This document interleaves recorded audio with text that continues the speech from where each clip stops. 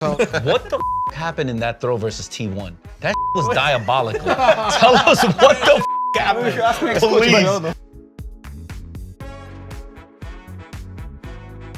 Welcome everyone to another season, another episode of Timeout, where we don't get to hear from the players, but actually the coaches behind the scenes and the maybe brains of the teams, we could so say. Please come down and join us.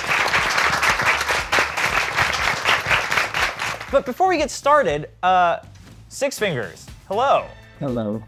You're here, but you're not here. Where are you? I'm in Indonesia right now. Well, I'm glad we can still have you here digitally, right? Robo Six Fingers here joining us. All right, well, now that we've all gathered here, this should be fun because I just had a discussion with the Korean and Japanese team coaches, and there were some interesting discussions, some interesting answers, and I'd love to hear what your thoughts are. Obviously, Masters Bangkok just happened. T1 takes the victory, Pacific back at the top of the leaderboard. And I just want to hear kind of your thoughts, watching that game, or do you think now, all right, Pacific really truly is the best region in the world? They had arguably the most experienced players, right? And Stax is pretty much, I'm pretty sure, the most experienced player. You have Meteor. I mean, you have guys that have tenure, that know what it's like to play on that stage against guys that just don't. Specific teams are showing up, and it's not only those two. I think the competition's tight. I think there's different teams that could qualify, yeah. Meow, I want to ask you, just obviously a slow start for Team Secret, but how do you reflect on the team's performance? We played very poorly. Like, we tried to change a lot from what they played last year, right? And I guess that actually was the poison for us. Since we didn't have too much time, I shouldn't have changed the team like completely, right? So for this stage one, I think I'm very confident. Can you give us a hint on any changes you've made? Roles, okay. Okay. Six Fingers, we'd like to hear your thoughts as well, because obviously I think there was a lot of discussion around Boom Esports coming in and can they do well, can they hang with the best? And I think you guys surprised a lot of people with the performance. Obviously, I'm sure you would have loved to do more, but how do you reflect on Boom's performance at Kickoff? Can actually my team competing with the Pacific teams, like especially the franchise one, because last time we only played in the tier 2, right? And turns out they played quite well. We just need to fix some of our mistakes. I feel like we still can compete here, and then I hope the best for the stage 1 for my team as well. For the other coaches here, were you surprised at Boom's performance, or? Not surprising both ways. Both ways. How they were winning and how they were throwing. How they were winning and how they were throwing. Okay. Let's get into the first piece here of Timeout. Now, this is continuing on from last year, but we've got little O and X panels here. If you lift, it's the second one under the Timeout panel. So I'm going to throw a bunch of statements at you, and if you agree, you hold up the circle, and if you disagree, you hold up the X. First up, teams now need a full coaching staff in order to win. 1, 2, 3. So we all agree except for... What? Whoa, hold on. It's hard. It's a really hard one because I was in the same boat. I needed to add someone. I felt like I couldn't do it alone. I think you can win just with one coach. It's not it's impossible to do. Yes. So That's true. Both ways. That's true. There's teams that can win with barely having a coach. Depends how much responsibility True. your IGL has. It's possible. It's just easier It's with not. that. You are not likely to be successful if that were the case, but anyone can hit lightning in a bottle. Yeah. Winning an international tournament means that you can come back and beat your region easily. All right, everybody disagrees. All right, well, Six Fingers, you were very quick to put up your X. Why do you disagree with that statement? Doesn't mean if you win something and then go back to your region, it's gonna be easier. I don't think so. Especially in the Pacific, because in the Pacific, we have so many teams that have different play style. Koreans have the structured one, right? And then we have PepperX with the one W gaming one, right? Always PaperX. I knew it was coming. Always PaperX. We have structure, and then we have paper. I think it just raises the level, Just because you play them every day, right? Like in scrims and stuff, yeah, we can do it too. We have more time to practice than them now, right? We're watching them, we know how they're playing already. Yeah. While they don't know what we're doing now, right? Yeah. So I think that has a big part also. And now new agents. Yeah. They didn't New really agents. nerf Tejo. We'll talk more about that. Good scrims means that the result will be replicated in a match. It's like a halfway. Yeah, I'm like a half actually. This The way it was phrased is it's like no. Yeah. Yeah, The spirit of what you're saying it's like half for me also, yeah, actually. no. Cannot simulate Yes, the I nerves, and agree. you cannot simulate the lights, and you cannot simulate the crowd. How much are you learning from the VOD? Oh, fair. A lot less than if you That's get true. It's smashed. better to lose, actually. Yeah, a lot you than lose learn. your peak Yeah. at least. But also, you don't want to lose all the time. We can learn a lot when we're losing, right? Like where we're struggling and like what's causing this loss streak for us. Definitely can have a big effect for us in the tournament I too. have a counter to that one, right? If Yeah. let's say you're going through a little bit of a streak, right? Yeah. And let's make it a little bit more specific. Okay. Let's say it's kind of like similar map, right? The same map. Okay, sure. And now you're losing. That means your VOD review is not effective, right? If you're making yeah. mistakes or you're finding new mistakes the whole time, that means just your macro of the map is just like you have so many problems, right? Yep, So yep, it's kind of hard. 40% win rate in scrim. I don't have a job. We were not a 40% win rate team in scrims. We were 92. cooked. We were cooked for until like March, May, around there, like somewhere between March, April, May. I don't. But then it remember. picked up, right? Yeah. Then we didn't lose anything, and then still went 0-2 barbecue with champs. Champs, you Unlucky. must have gotten like 95. Brother, champs. talent, unplayable. Brother, we were destroyed. When I say it was Unplayable. free, I literally could just go to sleep during scrims. We're chilling. So from the outside, a lot of people always look at Pacific and they say, oh, Pacific's just chaotic and aggressive. They're just crazy. So do you agree?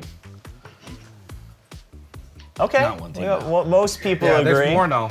There are, yeah, Yeah. there are more now. There's more now. It's But- not only you guys know. You've inspired a nation or nations. Some of the Korean team is now like mixing their gameplay with high risk kind of play. You know, if you can see like something like Nongshim, it's a very different play from the normal like DRX. Even like T1, they choose the high risk one. You know. Alex, you said no. I mean, it's I still think just you. I think that no. I think we're trying not to be. Like for Ah, example, the Korean teams, right? Maybe we're talking about Meteor and stuff, but I think it's players that come from Genji. Like they were just like, okay, I'm better than the guy, and they swing the guy, you know, kind of thing, and they pick one and run away. They still run away. You know what I mean? It's still within reason. You know, you know where they are. They are very much more aggressive. Same for T1. I think Meteor taught them how to play. Like it's a bit different now. I see them like using movement a lot more. Okay, so for our next segment, we actually collected a bunch of questions from you guys, the fans of VCT Pacific, ahead of time. And I'm sure it's all for Alex. so before we continue, this season we've prepared little timeout cards for all of you. So you'll each get one. And what you can do with these is basically this is your superpower. And Six Fingers, I'll put one in front of you, but you can basically raise your hand or shout or whatever you need to when you use the card. So whenever you want to interrupt, just raise the timeout card. That pauses it, and then you get the floor. You can't use it an unlimited amount of times.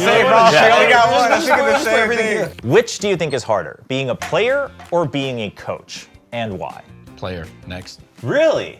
Facts. You have to shoot, It's hard. think, play under the lights, Get scolded by coach. listen to someone else's game plan, and get yelled at. Being a good player is way Yeah, harder than super hard. any coach. Says, after a round ends, coaches are often seen jotting down notes.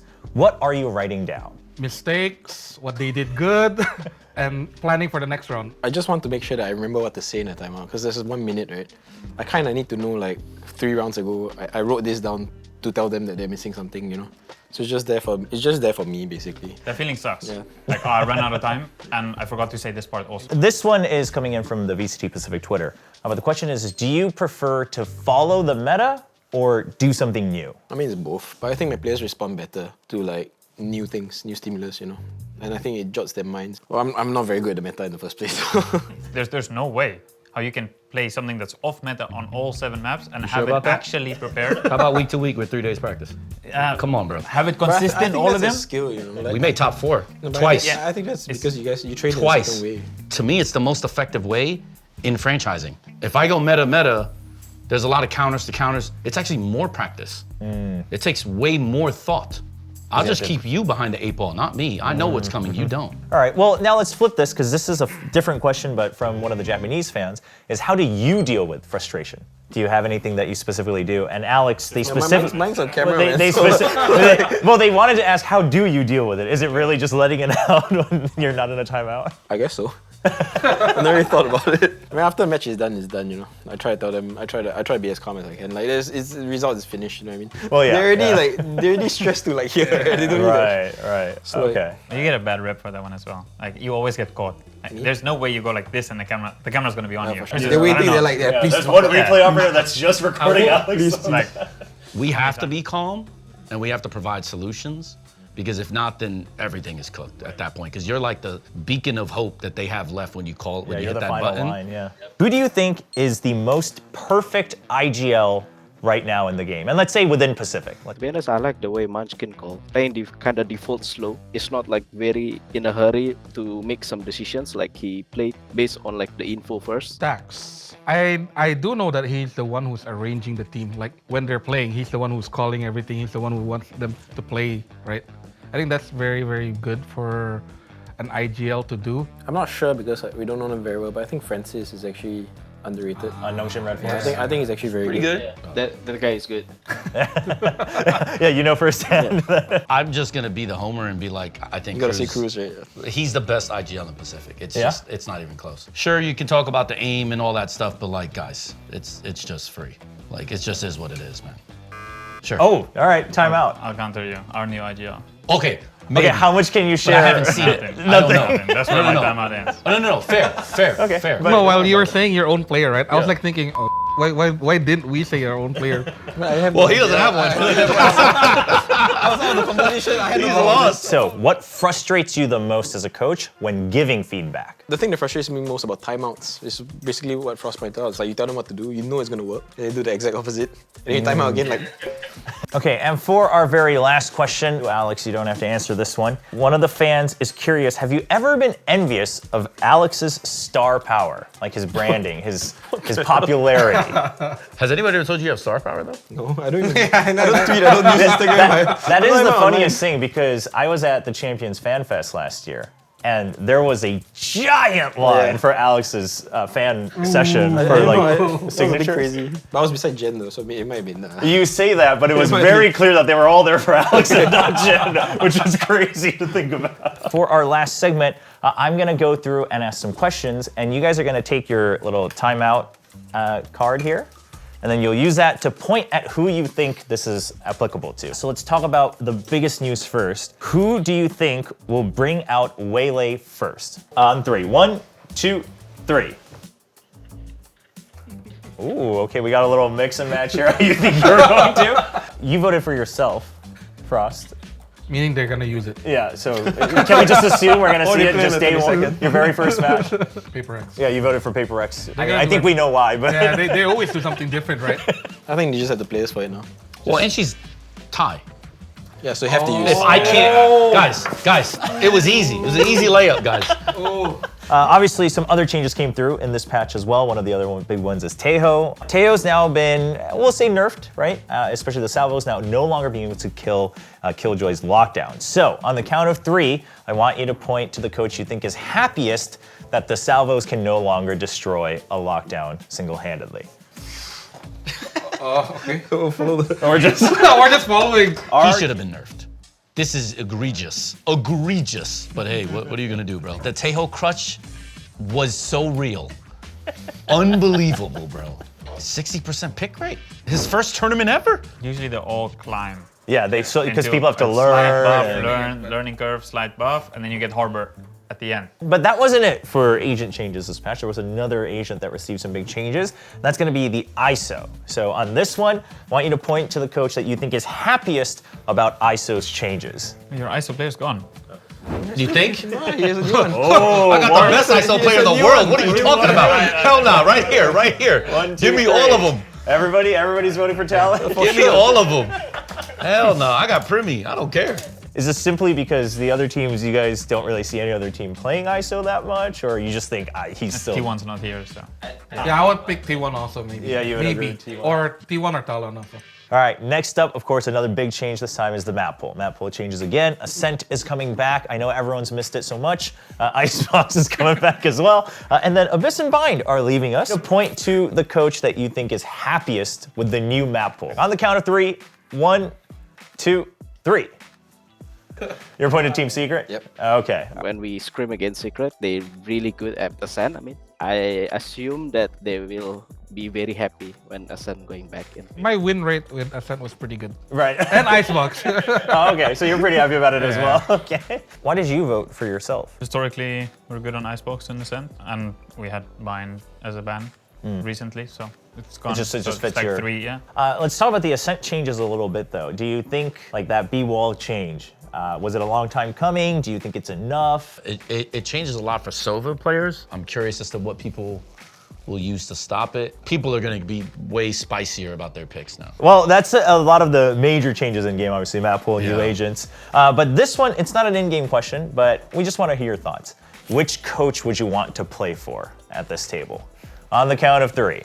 1, 2, 3. 3 for Alex. Ewok? Sure. Okay. Oh, wow. Oh, Everyone wants to play for Alex. Who are you? Are you pointing at Ewok? Yeah. Okay. Very, very structured.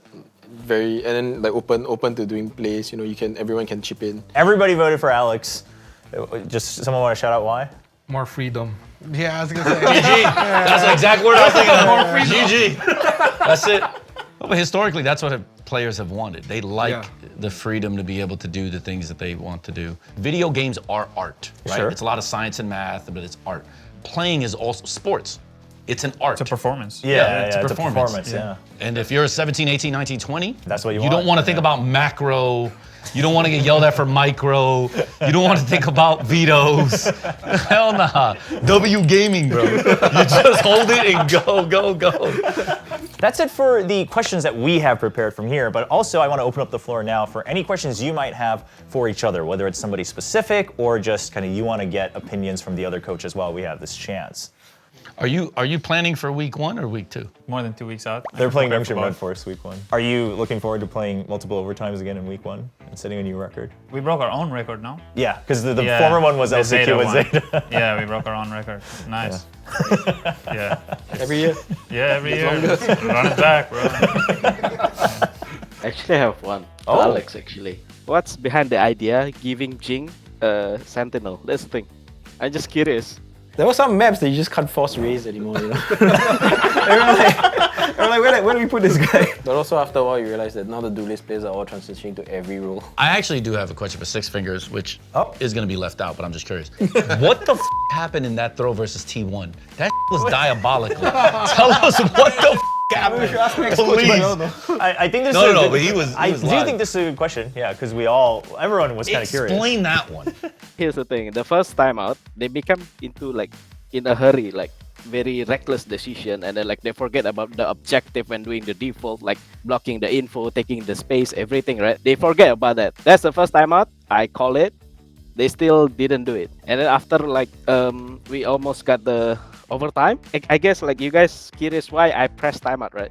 It's because like the players asked for it. I don't know why. What happened? Like if I remember, like they want to talk about something, That and is- then during Oh, I that remember timeout, that, I just like, okay, guys, just do your idea, just have fun, you know. That's all. That's going to be it for all the kind of questions and discussions we have prepared today. But before we say goodbye, I just want to give everyone a chance just to kind of share your thoughts about the content today, and also obviously any shout outs to the fans that are watching, getting ready for stage 1, and what your kind of goals and aspirations are for stage 1. Let's start with Six Fingers. For the fans, I can say keep watch and support the Pacific scene. Yeah, just thanks for the opportunity. It's always fun kind of to do these things. Same as everyone else. Thanks for watching this content, you know. I usually enjoy myself a lot when I meet all the coaches. I think it's nice to hang out with people my age group. Thank you to everyone involved, fans, Thailand. I hope that Pacific wins this year, champs. I hope we are the one. If not, I hope we actually take it home, because I'm tired of it going to NA or EU. Thank you to TS fans. Without them, we wouldn't be here right now. For all the fans, thanks so much for watching. We hope you enjoyed this season of Timeout as well, and catch all the matches from not just these teams, but all 12 teams this year in VCT Pacific. And we'll see you in the live matches.